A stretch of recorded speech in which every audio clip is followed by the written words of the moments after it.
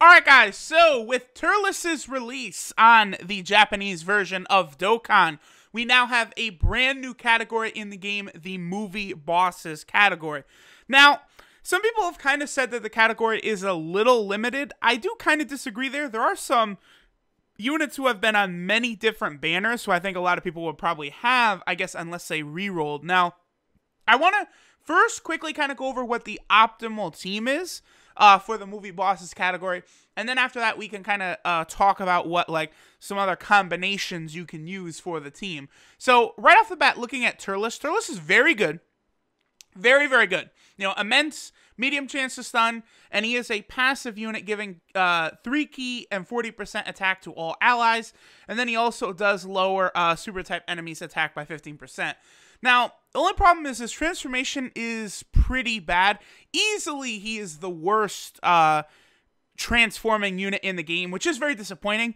I was kind of predicting that this guy would be basically, you know, this meta's version of Physical Cooler, where, you know, he was kind of like an unhype unit, you know, Turles, following like the godly hype units. You know, back in the day it was the Super Saiyan 4s, Goku and Vegeta, whereas this time it would be Ultra Instinct Goku. Unfortunately, Turles falls quite short, I think, of what Cooler was back in the day. He's still very good. He's actually one of the best units in the game. You know, his support is broken, but that's the thing, is he is just a support unit. When he transforms, obviously he's a monster because he gets 15% health recovery at the start of turn, and then 130% to attack and defense. Unfortunately, this form will only last for 3 turns, which is not very long at all. And it's pretty hard to get the transformation to activate. 25% chance when HP is 80% or below. So not something you can really rely on. So the optimal team, and many teams you should move forward in building with the Movie Bosses category, is actually with Turles as a support type unit. Now, if we have 2 Turleses on the team, so let's just kind of do this. So we'll have 2 Turleses, right? The friend and also your leader. Those will be 2 floaters on the team. Now, there will be 1 more floating type unit, and that, of course, will be Metal Cooler over here. This is the optimal team which we're building. He gives 30% for all allies and extreme type key +2. Now, he only does work with the 2 key for extreme type allies. There are 2 different super type units on this category. Tapion and then Beerus. But I don't really think either of those cards are good enough to really factor in here. Obviously, the 3 TUR Beeruses, the AGL one, the Tech one, as well as the SCR one, not really quite good enough. Now, in terms of the Int Beerus, who is global exclusive as of right now, he would probably be a pretty good option for this team if he was out on GP, or if he will be on a category when he does... you know, when this category comes out on global. I would presume he would be on there. There's no reason why. Although, if they tried some funny business and said that he was from Dragon Ball Super, that would kind of be a disappointment, I guess. But, alright, so, Metal Cooler, the fact that it's only extreme type allies there shouldn't be too much of a problem. And he will be giving a nice buff on the rotation when Turles is not around. So, that is our floaters. Next, we need our 2 rotations. Now, it shouldn't be hard to guess. The 2 LRs are the mainstays here. So let's grab LR Broly, and then let's also grab the Super Saiyan version of LR Broly. So this is the optimal team we are still building here. So one of your rotations will be LR Broly. Obviously, is a demon out there with the guaranteed double super plus 80,000 attack. He will be hitting incredibly hard. And then, of course, we have the TUR version of LR Broly as basically his best linking partner. Same thing. He gets 60,000 attack, and he is able to launch the double super as well. So you will have a rotation of LR Broly, TUR Broly, and then you'll have either one of the Turleses or Metal Cooler there, which will create a death rotation. It will, especially if you have a Turles there, it will be incredibly difficult for the enemy not to die, not to crumble under that kind of pressure. Now, the second rotation will actually be LR Bojack, and I believe the optimal one is actually the AGL Bojack, although the Int Bojack may still be optimal as well. Let's look. Actually, yeah. Okay, that is one thing I'm not too sure. I believe the AGL Bojack actually will output a little bit more damage, whereas the Int TUR will link a little better. We'll look at it in a second here. Obviously, LR Bojack, I've said many times, is very, very underrated. A monster of a character. So now he's a staple in 2 different category teams. He's optimal on movie bosses, but he is not optimal on Resurrected Warriors. Majin Vegeta basically takes that slot. So we have LR Bojack here, and then you can run either the AGL one or obviously the Int version of the TUR one. Now here's the thing, it is going to be pretty tough to have the TUR alongside LR Bojack. The only reason I say this is because I feel as though Bojack as an Int unit needs that dupe fed into him a lot more than other units, like LR Broly would, for example, right? Like, if you get that bottom right path open for LR Broly, and then you got a second dupe, you could feasibly run that as, you know, the TUR alongside him. But Bojack, I feel as though being an Int unit, you really would want a couple dupes in him to, you know, activate all of that crit and additional. Now, if we compare directly their passive, you know, attack and defense 60%, and then we look at AGL Bojack gets 90% attack.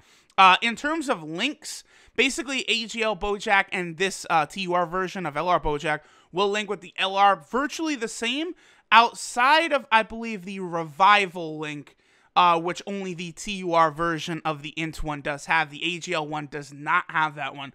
But obviously, most people are going to be running either, you know, the AGL one or the STR one. Let's see, its 12 key multiplier is 135%. The Int one is 140%.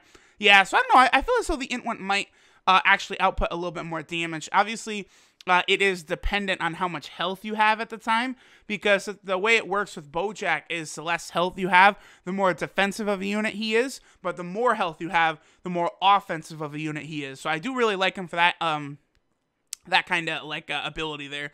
So I think the Int one might be, I don't know. I think the Int one will probably end up being optimal just because he links a little better. That Revival link will probably factor in. But either of these 2 would work very well. So if you have LR Bojack, you're definitely gonna want to run one of the 3 TUR Bojacks, either the AGL one, the Int one, or also the where is he? The SCR one is right here. SCR one's not that bad. It's just he's only extreme damage, although he does have 90% when performing a super attack, which is a little better than just at the start of turn, which the AGL one has. So, only thing is, obviously, a lot of people are not going to have the LRs, right? You're probably not going to have LR Bojack. You're probably not going to have LR Broly. But there are units in here who are very good and who are quite common. You know, we could take a look at something like Tech Cooler and then Tech Golden Frieza, right? So many people are going to have Tech Golden Frieza. He's one of the meme units on Global, where base form Goku Black and Tech Golden Frieza, Buhan have been on like every single banner for Global. So I think it's probably fair to guess that many people would have Tech Golden Frieza, unless you have like a newer account or you have re-rolled. Now, obviously, Tech Golden Frieza would share several links with this bad boy right here, Tech Final Form Cooler, who's not bad. He can stun. He does have attack 90% at the start of turn. So, you know, you could maybe run this as a rotation. See, here's the thing. The movie boss category will be a lot more flexible than some other categories, just because the leader, you can do whatever you want with Turles. Like, if you really want to run him as a main rotation unit, you can, I guess, just because his support ability is so powerful. But the team will work good with you having him as a constant floater and having both of them supporting the team, and then you can kind of build your rotations accordingly with really good linking partners. So I kind of do like the idea of having the Tech Cooler with Golden Frieza, or even better, if you happen to have him, you can grab the physical Cooler. Obviously, he is much better than the Tech one, and he is going to be one of the better units on this category. Especially if you have several dupes in this physical Final Form Cooler, he will be an animal on this team, sharing many links with the Tech Golden Frieza, and then obviously having Turles there as well with the key support, and then the big damage buff will be quite nice. And then obviously, this would be a big time defensive rotation because Frieza will be reducing damage by 70%, whereas Cooler just has that 100% defensive buff. Whoops, I clicked the wrong thing there. Cooler has the 100% defensive buff, and then if he gets Big Bad Bosses active, that's not a 25% defense. Unfortunately, Golden Frieza does not have Big Bad Bosses. Do any Golden Frieza units have Big Bad Bosses? I don't think so. So that does hurt. Especially to be in a category called Movie Fucking Bosses, and then he doesn't have Big Bad Bosses. Like, Beerus and Tapion, I got that, right? But, like, I think Tech Golden Frieza's probably could get Big Bad Bosses. Now, another thing you could try and do, this physical Broly, believe it or not, would actually not be the worst idea on this team. Because of the fact that he's going to be getting that guaranteed additional super, that will still allow him to output a lot of damage, and because of the fact that, you could have a lot of Saiyans, like Turles on the team, he will be able to link very well with Turles. So I do think the physical Broly here is actually low-key kind of a solid option. 12 key multiplier is 150%. That's very good. That's actually much higher than I would have expected for this Broly. So if you have this guy rainbowed, because he's been on so many banners, I know many people on Global and both JP went hard for Super Vegito when he first came out, only to be met with a flood of physical Brolys. So I'm sure a lot of people will have this guy rainbowed. If you don't have LR Broly, you could run this guy. And even if another thing I guess you could do is if you have this guy but you have LR Broly, you could just run, the TUR version of LR Broly and then make a rotation with the physical Broly. That would work as well. And then obviously the Extreme Z Awaken Broly is another behemoth here. Let me switch over to the Japan one. This Broly, once he's at level 140, will be a nice attacking and defensive unit. And he makes a kind of good rotation with the TUR Super Saiyan Broly, but not really. What hurts is that this Broly does not have Prepare for Battle, but you would have Turles floating around anyway. Alright, so jumping back in, some other units who definitely could get some play. Let's see here. Janemba, obviously, is a very powerful unit. Let me look at some of the other SSRs down here. I don't really think a lot of these guys really deserve merit for running on the team. Honestly, mostly we're going to be sticking to the TURs. So I guess, obviously, the team, could be a little lacking. You could run the AGL Golden Frieza as well. Like, if you just want a defensive option, this guy can come in clutch with the defense, not defense, but the damage reduced by 90%. Could be quite nice. And then, of course, Janemba, another strong defensive option. So you could make a very, very defensive build for this team with Janemba, Physical Final Form Cooler. If you have LR Bojack, like all these defensive units would make it very difficult to kind of take damage and have to use items. So I know many people kind of like, building teams that don't make them use items. I think the movie boss category would be a good team in terms of doing that. And that basically will cover it. Obviously, some units like Bio Broly, I mean, you can run Bio Broly on the team, but I wouldn't recommend it. Bio Broly is really not that good. I mean, for a free-to-play farmable unit, I would say he's fine. He does have Supreme, but most of the time, he's going to have 100% defense and minus 50% attack, so he's not going to be hitting very hard. And his defense is not really that good. Like, unless you're going to give him orbs, his defense is sitting at 4,500, which is not going to get you very far, even with that 100% defense.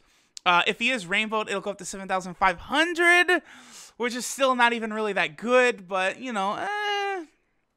Obviously, you can't run the Tech Turles or the Int Turles, but there is one more unit I do want to go over. I guess we could take a quick look at Tapion and the Beeruses before we take a look at this final unit I want to cover. Also, I guess I'll go ahead and bring up the Int Beerus as well, because eventually, when Global, if the Int Beerus does not release on JP, he'll be, Global exclusive, but I do believe he would still be on this category.